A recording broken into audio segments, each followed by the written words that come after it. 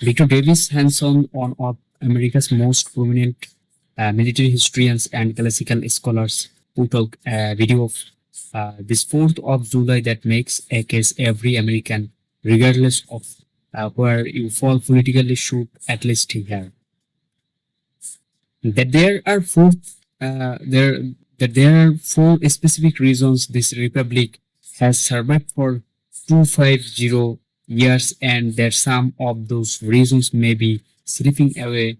If you have ever wondered what actually holds a democracy together over centuries, stick with me because this one goes deep. So first, the context.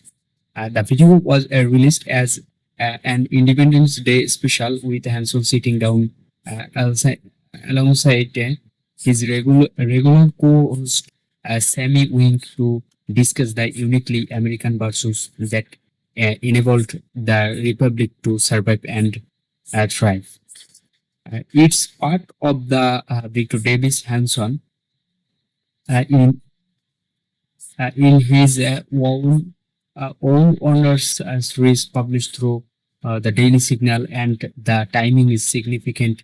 This is not just any 4th of July, this is the 250 anniversary of the founding, the semi-quintessential, a milestone that naturally invites the question Sammy will open with in the video. How on earth has this republic lasted this long? When historical republics don't know who is Victor Davis Hanson, because his background matters to how you hear his argument. He's an American classicist, military historian, and uh, conservative political commentator.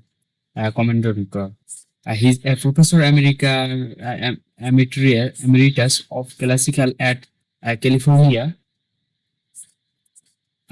State University, Fresno, and the Martin and Ely Anders Senior Fellow in Classics and Military History, and the Hoover Institution. He was awarded the National Humanities Medal in 2007 by President George W. Bush. This is not a pundit who just watches cable news. This is someone who has spent decades studying how civilizations rise, hold together, and fall apart.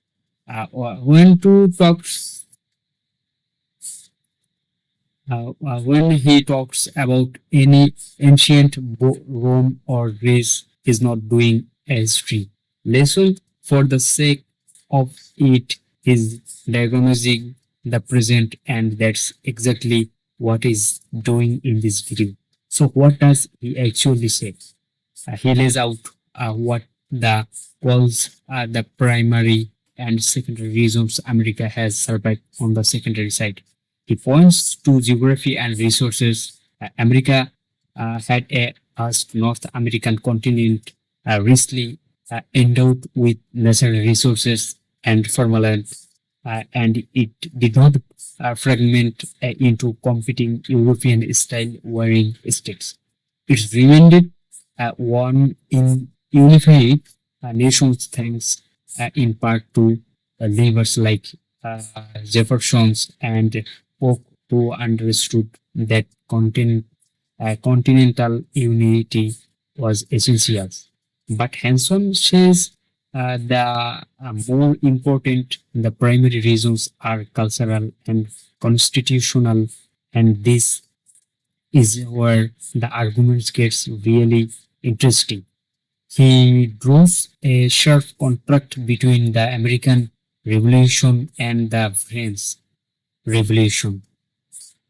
The American colonists, he argues, weren't objecting to free market capitalism, weren't rejecting the English language or religion, and weren't claiming the poor should cease power from the rich.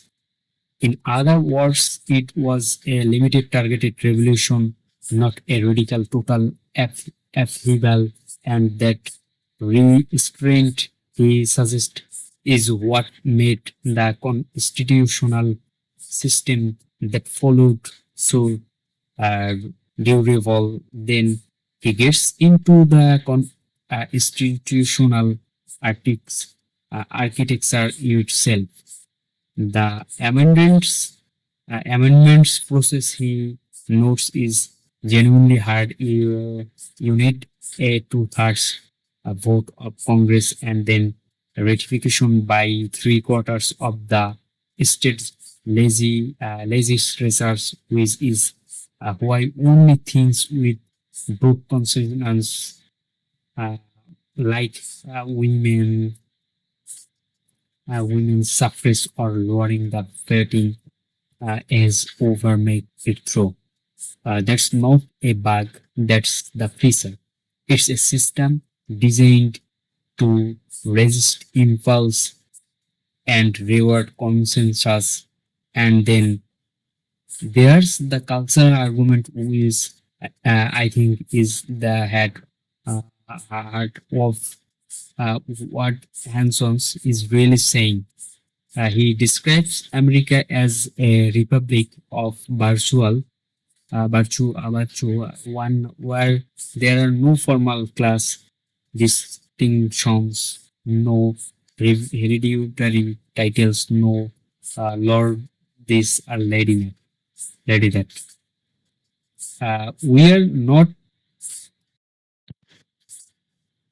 not structured around class, race, and we champion the middle class without institutionalizing it, and then perhaps most distinctively, he calls America attention of emulation, not envy. That's a phase worth sitting with. The idea is that Americans traditionally look at someone who's succeeded and think, I want that, rather than uh, they shouldn't have that.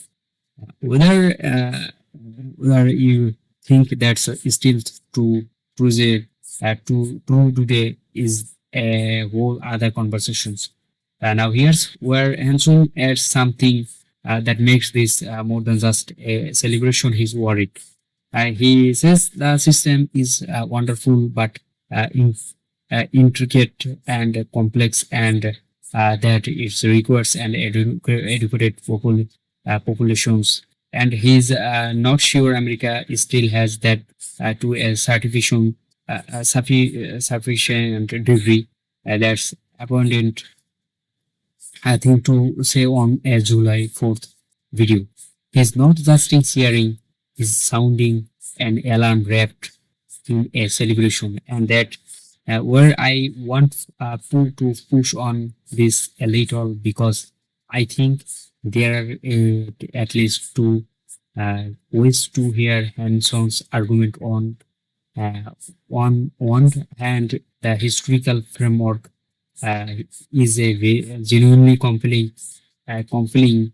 The comparative point about the French Revolution is well established among historians. The American founding really was more conservative and incremental than many revolutions, and the stability of the constitutional structure has been remarkable by any global standard.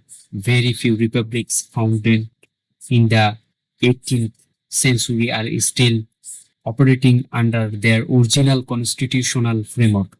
That's not nothing. On the other hand, critics of this kind of argument, and there are serious ones, would push back on whether the versus Hanson celebrates were it were ever as a universally accessible uh, as a suggest. That the fluidity of class, he describes the meritocratic ethos. These were not available to everyone for much of American history. And some would argue that the very questions of whether uh, those ideals are now more accessible than ever or less is precisely what a being contested in American politics today. Hanson himself seemed to share the concern that something is fraying. He's just more focused on the institutional and educational dimension of that playing than the structural ones. What also worth noting is where this video shifts historically.